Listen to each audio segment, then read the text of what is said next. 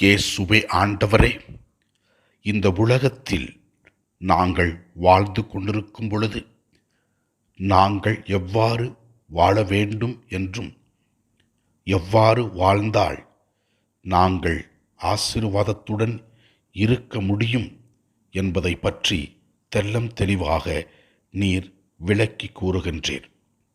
இதோ இந்த வார்த்தைகள் அவற்றை விளக்குகிறது.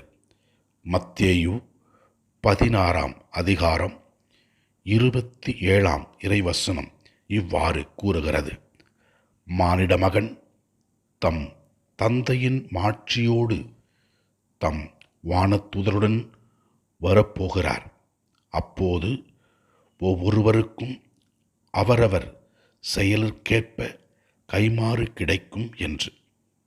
வாழ்க்கை என்பது இறைவன் நமக்கு கொடுத்த மாபெரும் கொடை.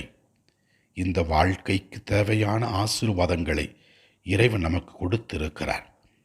நாம் பெற்றிருக்கிற ஆசீர்வாதங்களை மற்றவர்களோடு பகிர்ந்து நல்லதை சிந்தித்து நல்லதை பேசி நல்லதை செய்யும் பொழுது இறைவன் நாம் செய்கின்ற நல்ல செயல்களை முன்னிட்டு நமக்கு ஆசீர்வாதங்களையும் அற்புதங்களையும் செய்வார்.